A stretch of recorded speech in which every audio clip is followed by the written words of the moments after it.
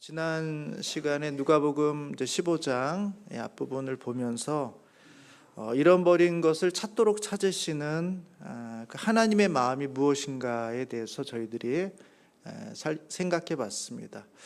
목자가 잃어버린 양을 찾을 때, 또 한 여인이 잃어버린 한 드라크마를 찾을 때 얼마나 간절히 찾고 또 찾을 때 얼마나 크게 기뻐하는가 하는 부분들을 살펴봤습니다. 그리고 아버지가 아들을 잃어버렸을 때, 그 아들이 다시 아버지의 품으로 돌아왔을 때 그 아버지가 그 아들을 얼마나 기뻐하는가 하는 부분들을 저희들이 살펴봤습니다. 오늘은 그 이야기에서 조금은 더 다른, 잃어버린 아들이 아니라 언제나 아버지와 함께 있었던 그 형, 맏형에 대한 이야기가 오늘 본문의 내용입니다. 이 큰 형은 한 번도 집을 떠난 적이 없습니다.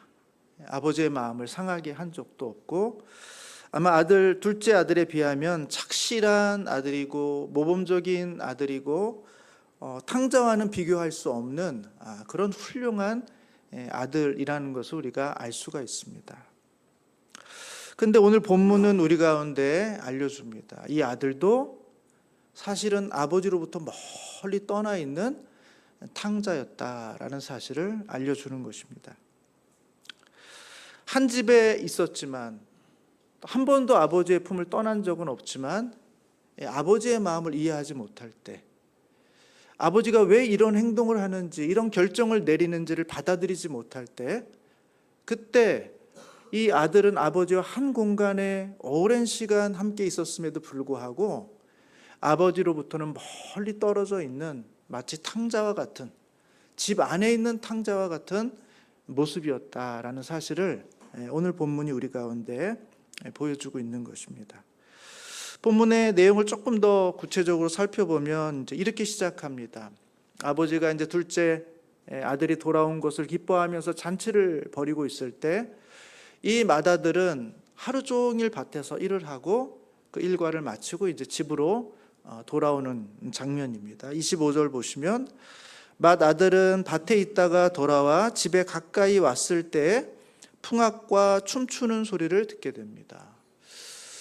오늘 아침에 내가 출근할 때까지만 해도 집안에 아무 일이 없었는데, 무슨 특별한 일이나 행사가 없었는데, 그런 걸 전혀 알지 못한 상태로 하루 종일 일하고 돌아와 보니까 집에 무슨 대단한 일이 벌어진 겁니다. 잔치가 벌어졌어요. 풍악이 울리고 춤추는 사람들의 소리들이 들리는 거예요. 분명 좋은 일, 대단한 일, 생각지 못한 큰 일이 지금 집안에서 일어나고 있는데, 이게 무슨 일인가? 내가 알지 못하는 일인데 이게 무슨 일인가 하는 생각을 가지고 종에게 묻습니다. 야, 지금 무슨 일이야? 집에 뭔 일 있어? 하고 묻는 것이죠. 그러자 종이 이제 대답합니다. 27절에 보시면, 대답하되 당신의 동생이 돌아왔음에 당신의 아버지가 건강한 그를 다시 맞아들이게 됨으로 인하여 살진 송아지를 잡았나이다. 이렇게, 당신의 동생이 돌아왔다. 당신의 아버지가 그것을 너무 기뻐한 나머지 살진 송아지를 잡아서 지금 잔치를 벌이고 있다 하는 이야기를 이 맏아들에게 해주고 있는 것입니다. 그 다음에 중요한 것이 이 맏아들의 태도입니다. 이 이야기를 듣자마자 얼굴이 안색이 변합니다. 그리고 분노를 일으켜내죠, 이 아들이. 성경에 그런 표현은 없습니다만 안색이 변했을 거예요. 분노가 일어납니다. 아니, 말도 안 되지 않나? 아버지라도 이건 아니지 않나? 설마 했는데 아버지가 이렇게까지 이 아들을 다시 받아준다고? 형의 입장에선 도저히 받아들일 수 없는 일이 벌어졌다는 사실을 알게 됩니다. 그래서 그 잔치에 들어가고 싶어 하지 않아요. 종이 들어가시라고 얘기해도 그 잔치에 동생이 돌아왔고 아버지가 그 잔치를 주관하고 있음에도 불구하고 이 아들은 못마땅한 거예요. 받아들일 수가 없는 거예요. 분노가 단전에서부터 그냥 분노가 아마 아버지는 예전부터 그랬을 것 같아요. 늘 이런 식이었어요. 열심히 수고하고 애쓴 자기 자신에게는 잘한다, 대단하다, 내가 오늘 염소 새끼라도 한 마리 잡아서 너희 친구들 먹일 테니까 한번 친구들 불러와라.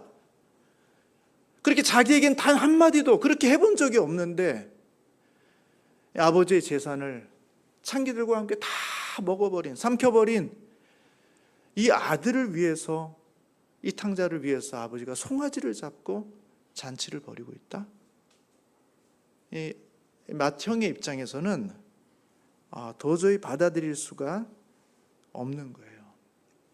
그래서 그는 저항하는 겁니다. 못 들어갑니다. 저는 그 잔치에는 적어도 못 들어갑니다.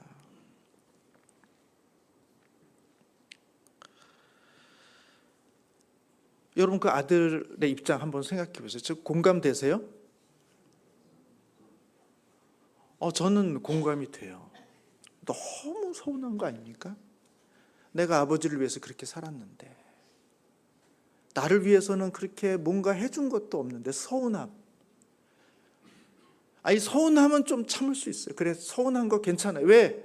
아버지 돌아가시면 그 모든 것들이 다 이제 내 것이 되니까, 지금 내가 누리지 못하지만, 지금 내가 보상을 받지 못하지만 뭐 아버지 것이 결국은 내 것이 될 거니까 그 서운함은 참을 수 있을지 모르겠어요. 그런데 이건 못 참겠어요. 정말 못된 이 동생이 아버지의 재산을 가지고 나가서 창기들과 함께 다 소진해버리고 그렇게 허랑방탕했던 그 아들이 돌아왔는데, 이 아들을 때리고 쫓아내는 게 아니라 그 아들을 다시 맞아들이고 그 아들을 위해서 살진 송아지를 잡고 잔치를 베푸는 거, 이건 도저히 용납이 안 되는 거예요. 용납이. 그 집에 못 들어가는 겁니다. 이 아들이 그 잔치의 자리에 못 들어가요. 그 소식을 들은 아버지가 나옵니다. 그리고 이제 이 아들을 설득해요. 그게 이제 30절의 말씀이죠. 31절 말씀 이렇게 되어 있습니다. 아버지가 이르되 너는 항상 나와 함께 있으니 내 것이 다 내 것이로되 너무 서운해하지 마라. 내게 다 네 거 아니냐. 너는 나와 함께 있지 않냐. 이제 이게 다 너의 것이 될 거 아니냐. 너무 서운해하지 마라. 이 내 동생은 죽었다가 살아났으며 내가 잃었다가 얻었기로 우리가 즐거워하고 기뻐하는 것이 마땅하지 않냐. 네 동생은 죽었다가 살아납니다. 우리가 잃어버렸다가 다시 찾은 것 아니냐. 그러니까 그 아들을 찾은, 네 동생을 찾은 그것을 위해서 우리가 기뻐하고 즐거워하는 것이 마땅하지 않냐 라고 이 아들을 설득하면서 너도 가서 이 즐거운 잔치에 함께 참여함으로 이 동생 둘째가 돌아온 것을 함께 기뻐해 주면 안 되겠니 하고는 우리 주님, 이 아버지가 이 아들에게 이야기합니다. 아버지의 마음을 잘 보여주는 장면이죠. 여러분, 이야기가 거기서 끝나요. 어떻게 됐을까? 전 이런 게 궁금해요. 도대체 이 아버지의 이런 간절한 마음에 이 맏아들이 마음을 돌이켜서 내가 지금까지도 아버지 말씀 잘 들었으니까 아버지 말씀 한 번 더 듣자 이렇게 했을지, 아니면 이 간곡한 아버지의 말에도 불구하고 그동안 쌓아왔던 그 많은 억울함들, 섭섭함들, 그리고 이 말도 안 되는 이 상황을 벌인 그 아버지를 받아들이지 못해서 아버지의 이 간절한 말에도 불구하고 박차고 이 첫 번째 아들이 뛰쳐나갔는지 성경에는 언급이 없습니다. 근데 분위기상 이 아들이 뛰쳐나가지는 않았을지 모르지만 저는 이 잔치에는 들어오지 않았을 것 같아요. 너무 서운한 거죠. 너무. 여러분, 이 이야기가 누가복음 15장에는 3번 잃어버린 것을 다시 찾는 이야기, 3개 중에 하나입니다. 근데 이 탕자의 이야기, 이 형의 이야기는 앞에 있는 두 이야기하고 좀 달라요. 앞에 있는 두 이야기는 잃어버린 대상이 있고 잃어버려진 게 있어요. 목자는 양을 잃어버렸어요. 그리고 양은 주인에게로부터 떨어져 나갔어요. 잃어버려졌어요. 그래서 그 잃어버려진 그 양은 너무나 위태로워요. 늑대의 밥이 될 수도 있고 굶어 죽을 수도 있고 영원히 찾아오지 못할 수도 있는 그런 위태로움이에요. 잃어버린 목자나 잃어버려진 양이나 이 둘이 찾는 것이 서로 너무나 간절해요. 그래서 찾아지면 너무 반갑고 기쁘고 행복해요. 잔치를 벌입니다. 한 드라크마를 잃어버린 여인도 마찬가지예요. 이것은 10개의 드라크마 중에 하나이기 때문에 이것을 잃어버려서는 온전해질 수가 없어요. 그래서 이것을 찾는 걸 너무너무 간절합니다. 물론 동전은 물질이 아니기 때문에 내가 주인에게 찾겨져야지 그런 마음을 갖고 있지 않지만 홀로 있는 그것은 온전할 수 없는 거예요. 그래서 그것을 찾았을 때 기쁘고 감사하고 충분한 그럴 만한 이유가, 공감할 만한 내용들이 있어요. 근데 오늘 이야기에는 제3자가 등장하는 거예요. 잃어버린 아버지, 당연히 아들을 찾고 싶어 하죠. 아버지의 품을 떠난 탕자, 잃어버려진 것. 잘 먹고 잘 살았으면 아버지 품 생각 안 하겠죠. 다 소비하고 낭비하고 아무것도 없고 거지처럼 살다가 아버지의 품에 들어가서 그냥 품꾼의 하나로라도 내가 살면 먹고 살 수는 있지 않을까? 하고는 그 아버지의 품을 생각해서 온 아들. 근데 그 아버지가 그를 아들로 맞아주고 잔치를 벌여주니까 얼마나 행복합니까? 이 둘만 생각해 보면 이것은 너무너무 큰 해피엔딩이에요. 근데 오늘 이야기에는 그 둘이 아닌 또 다른 사람, 맏아들, 그의 입장에서 이 사건이 어떻게 보여지는가? 그의 입장에서 이 사건이 얼마나 불합리하고 부조리한 사건인가 하는 것을 보여주고 있는 거예요. 그게 바로 오늘 본문의 내용입니다. 여러분, 탕자의 형은 지금 이 상황을 너무너무 싫어요. 일단 그런 망나니 같은 그 아들이 아버지의 재산을 소비하고 그냥 거기서 그냥 굶어 죽든 어떻게 죽든 죽었으면 좋겠는데 다시 돌아온 게 너무 못마땅해요. 너무 못마땅합니다. 더 못마땅한 거는 그런 아들을 아버지가 받아준 거예요.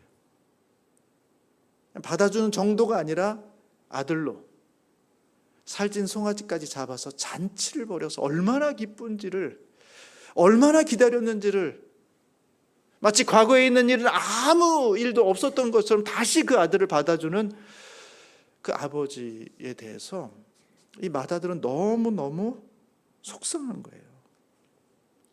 이건 단순한 서운함이 아닙니다. 분노입니다. 이건 불의예요. 불공정이에요. 이건 옳지 않아요. 지금 아버지가 잘못하고 있는 거예요. 아버지가 해서는 안 될 일을 하고 있는 것입니다. 그걸 받아들일 수가 없는 거예요. 그게 지금 이 맏아들의 모습입니다. 저는 설교를 준비하면서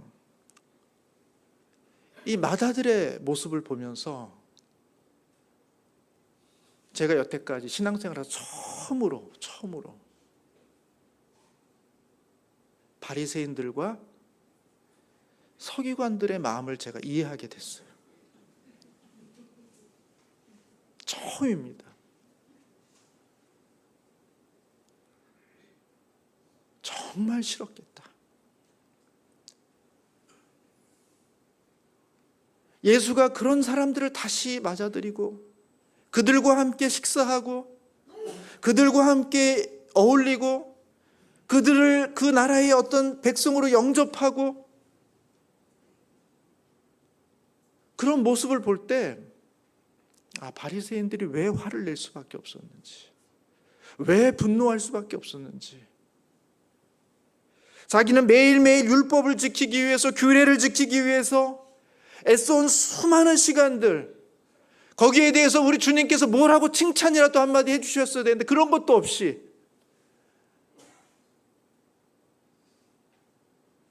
불의와 불법으로 자신의 욕망을 따라 살아갔던 그 많은 사람들, 그들을 정죄하고 비난하고 비판해도 부족할 텐데 오히려 그들을 향해서는 긍휼과 자비와 살진 송아지를 잡아주는 것처럼 그들을 환대하시는 그들의 모습을 볼 때 바리새인들은 너무 억울하겠다. 서기관들은 너무 분노하겠다. 어떻게 그럴 수가 있나? 어떻게? 그래서 그들은 이 모든 상황을 받아들일 수 없었기 때문에 수군수군 됐던 것이고, 안식일에 병을 고쳐주는 그 모습을 보면서 어떻게 안식일에 병을 고칠 수가 있냐? 우리도 안식일에 하고 싶은 일이 많았는데, 누리고 싶었던 것들이 많았는데, 그래도 안식일이 때문에 그것을 지키기 위해서 절제하고 인내하고 희생하면서 살았는데 어떻게 주님은, 그리고 이 병든 사람은 그 안식일에 그 놀라운 혜택을 누리냐는 거예요. 나는 주님의 나라가 탕자를 용납하는 그런 나라라면 나는 그 나라의 잔치에 들어가고 싶지 않습니다. 저는 거기 못 들어갑니다. 이게 바로 맏형의 마음이구나. 잔치가 벌어지고 있어요. 근데 이 형은 못 들어갑니다. 그 안에 못 들어가요. 안 들어갑니다. 왜냐하면 그것을 받아들일 수가 없기 때문에, 용납할 수가 없기 때문에. 그거는 불의한 거예요. 그건 불법이에요. 옳지 않아요. 그게 바로 이 마다들의 모습이죠. 주님 그 마다들을 향해서 말합니다. 내 동생이 죽었다가 살아왔다. 우리가 잃어버렸다가 다시 얻었다. 그래서 이를 기뻐하고 이를 즐거워하는 것이 마땅하지 않냐 하는 주님의 말씀이 있지만 바리새인들과 서기관들의 귀에 그것이 들릴 리가 없습니다. 여러분, 성경은 종종 이런 이야기를 우리 가운데 해줘요. 비슷한 맥락의 또 다른 이야기가 있습니다. 마태복음 20장에 보면, 제가 여러 번 우리 성도님들께 말씀드려서 아마 머릿속에 다 아실 텐데, 포도원 품꾼 이야기입니다. 그 포도원 주인이 포도원의 일꾼을 들이기 위해서 이른 아침에 밖에 나가서 일자리를 찾고 있는 사람들을 둘러보는 거예요. 사람들이 있습니다. 그래서 우리 포도원에서 일해라. 내가 한 데나리온을 주겠다. 하루 품삯이에요. 정당한 거래입니다. 그래서 그 사람들이 이른 아침부터 들어와서 포도원에서 일해요. 주인이 그냥 필요한 인원을 다 구했으면 끝내면 되는데 그렇지 않죠. 오전 9시에 또 나가보니까 사람들이 놀고 있어요. 왜 너희들은 일하지 않고 놀고 있냐? 우리를 써주는 사람이 없습니다. 아, 그래? 그럼 우리 포도원에 와서 일해라. 하고는 그 9시에 사람도 불러, 내가 너희들이 상당한 금액을 주겠다. 그 12시에 나가보니까 그때도 놀고 있는 사람이 있어요. 또 데려다 씁니다. 오후 3시에 나갔는데 또 놀고 있는 사람이 있어요. 또 데려다 써요. 심지어 오후 5시에 이제 하루 일과 다 끝나는 시간에 여전히 놀고 있는 그 대상을 놓고도 왜 너희는 아직도 여기 있냐? 우리를 써주는 사람이 없습니다. 은혜가 필요한데 은혜를 주는 사람이 없는 거예요. 데려다가 포도원에서 일하게 합니다. 여기까지는 그렇다고 쳐요. 문제는 그 다음이에요. 이제 하루 일을 다 끝내고 하루 품삯을 줍니다. 여러분, 품삯을 줄 때 어떻게 줘야 되겠습니까? 받는 사람들이 다 만족해서 가야 되잖아요. 적어도 내가 손해봤다는 느낌은 주면 안 되잖아요. 적어도 약속을 어기면 안 되잖아요. 그럼 당연히 어떻게 해요? 처음 일찍 온 사람부터 줄 거면 한 데나리온을 약속했으니까 한 데나리온 주는 거죠. 오전 9시에 온 사람은 어떻게 하죠? 한 데나리온 주면 됩니까? 안 됩니까? 안 되죠. 0.8 데나리온. 12시에 온 사람 0.6 데나리온. 3시에 온 사람 0.4 데나리온. 5시에 온 사람 0.2 데나리온. 이렇게 주면 아무 문제 없어요. 내가 일한 만큼 노력한 만큼 다 받아가는 겁니다. 아무도 문제 제기할 수 없습니다. 주인이 조금 더 넉넉하게 주고 싶은 마음이 있으면 어떻게 하면 될까요? 일찍 온 사람에게 데나리온 하나를 딱 주면서 그럼 갑니다. 조금 늦게 왔어요. 근데 더 주고 싶어요. 줄 수 있죠. 동일하게 한 데나리온 주면서 너 절대로 나가서 밖에서 이런 얘기 하지 마. 그리고 가면 그 사람은 은혜도 받고 굳이 얘기할 필요도 없잖아요. 12시에 온 사람, 3시에 온 사람, 5시에 온 사람 한 데나리온 딱 주면서 너 절대로 밖에서 한 데나리온 받았다고 얘기하지 마 라고 얘기하고 돌려보내면요 아무 문제 없어요. 그냥 이 주인은 은혜로운 주인이에요.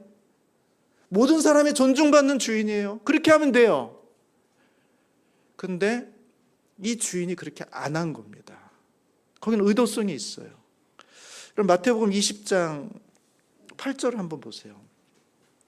한번 9절도 띄워주시면 좋겠습니다. 20장 8절인데요.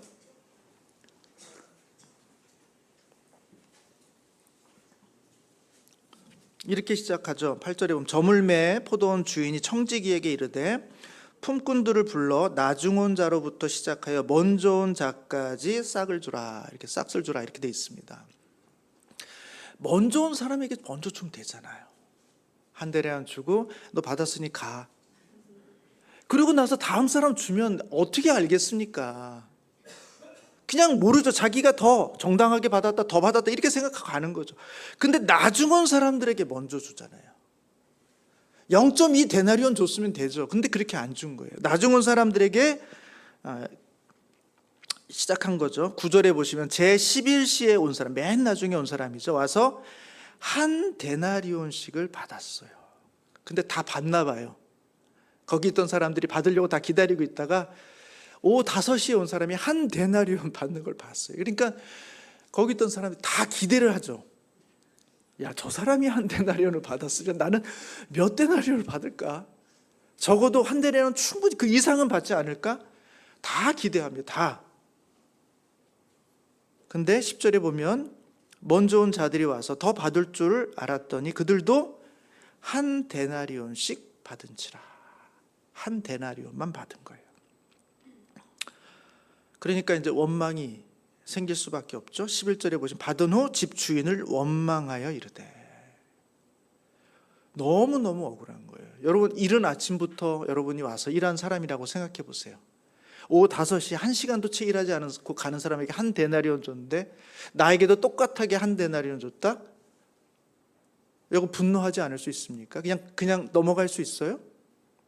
저는 못해요. 못합니다. 화가 나죠. 12절에 보시면 이렇게 돼 있죠. 나중 온 사람들은 1시간밖에 일하지 아니하였거늘 그들을 종일 수고하며 더위를 견딘 우리와 같게 하였나이다. 어떻게 우리와 그를 같게 대우해 줄 수 있느냐는 거예요. 우리가 그 사람보다 월등히 고생하고 월등히 많이 애쓰고 아무것도 하지 않은 그 사람에게 어떻게 그 은혜를 베풀어 주냐는 거예요. 우리를 더 주든지 아니면 그 사람을 조금 주든지 그렇게 해야 맞지. 그 사람에게 왜 이렇게 큰 은혜를 베풀어 주고 우리에게는 왜 이렇게 적은 은혜를 베푸냐는 거예요. 그때 주인이 아우 미안하다. 내가 조금 너무 선을 행하려는데 의도가 앞섰다. 뭐 그렇게 얘기하면 좋은데 주인은 그렇지 않습니다. 14절에 보시면 단호합니다. 내 것이나 가지고 가라. 나중 온 이 사람에게 너와 같이 주는 것은 내 뜻이다. 내 것을 가지고 내 뜻대로 할 것이 아니냐. 내가 선을 함으로 내가 악하게 보느냐. 이건 내 뜻이라는 거예요. 주님은 언약을 어기지 않았다는 거예요. 오히려 선을 행했다는 겁니다. 주님의 말씀 어디 틀린 구석이 있습니까? 주님은 선을 행하신 거예요. 그런데 이 사람들은 그걸 악하다고 본 겁니다. 악하다고.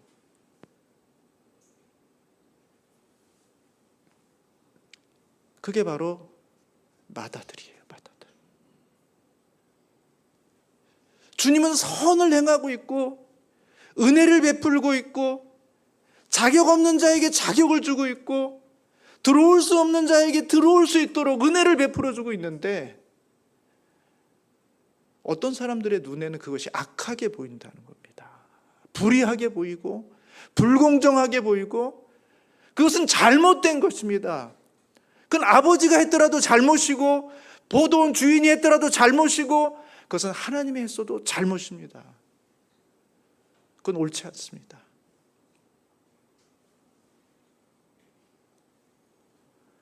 지금 그 주장을 하고 있는 것이죠. 주님은 아니라는 것입니다. 내 것을 가지고 내 뜻대로 하는데 내가 선을 베풀었는데 왜 너희들은 악하다고 얘기하냐.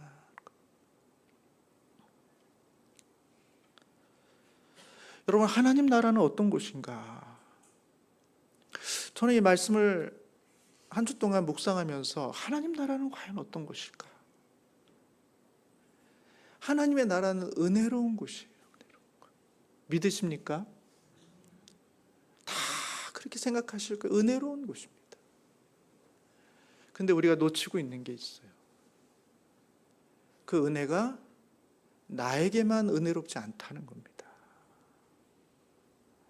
모든 사람들에게 은혜롭다는 겁니다. 모든 사람들에게. 그 모든 사람 속에는 내가 절대로 용납할 수 없는, 내가 절대로 받아들일 수 없는 그 사람에게조차도 은혜롭다는 거예요. 나의 원수에게까지도 주님은 은혜롭다는 거예요. 왜 거기까지 은혜로워야 되죠? 왜 그 사람도 용납해야 되죠? 그 아이는 말썽을 많이 부렸고 아버지의 재산을 가지고 갔고 아버지의 마음을 상하게 했고 그 많은 걸 가지고 다 허랑방탕하게 썼고 용납돼서도 안 되고 용서돼서도 안 되고 절대로 다시 받아들여질 수 없는 그 대상에게조차도 우리 주님은 은혜로워요. 저는 처음으로 우리 주님의 은혜로움에 회의를 느꼈어요. 나에게 은혜로운 건 너무 좋아요. 내 주변에 있는 가족들에게, 내 공동체에게, 나와 친분 관계를 갖고 있는 사람들에게 은혜로운 건 너무 좋아요. 근데 왜 저 사람에게까지 은혜롭냐는 거예요. 왜 자격 없는 저 사람에게까지, 왜 용납할 수 없는 저 사람에게까지 우리 주님은 은혜롭냐고요. 나에게 이렇게 큰 상처와 아픔과 미움과 분노를 만들어낸 왜 이 대상에게까지 우리 주님은 은혜로운가?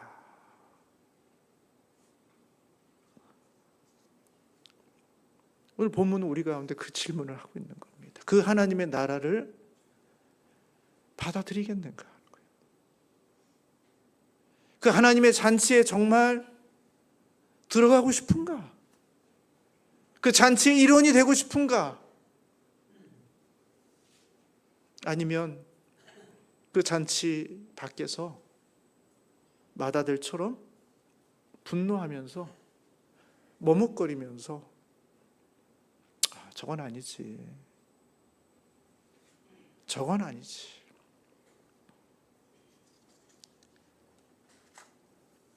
그렇게 그 자리에 들어가기를 꺼려할 것인가? 이전까지 이야기를 보면 마치 천국의 문, 하나님의 눈이 닫혀서 늦어서 못 들어가고 게을러서 못 들어가고 깨어있지 못해서 못 들어간 것처럼 보이지만 오늘 본문을 보면 이 마다들은 스스로 안 들어간 겁니다. 왜? 그 질서를 용납할 수가 없는 거예요. 그 은혜를 받아들일 수가 없는 거예요. 어떻게 저 사람에게까지 은혜를 베푸냐.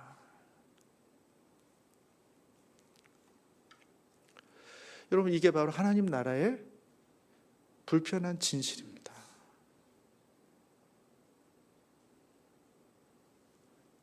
여러분, 받아들이실 수 있겠어요? 내 원수와 한 공간에서 함께 하나님의 은혜와 은총을 받으면서 그것을 기뻐할 수 있습니까? 우리가 그것을 받아들이지 못하면 동일한 이유 때문에 주님이 우리를 받아들일 수가 없는 거예요. 내가 그 사람을 용납하지 못하면 동일한 이유 때문에 우리 주님이 우리를 용납해야 될 그 이유, 근거를 잃어버리게 되는 것입니다.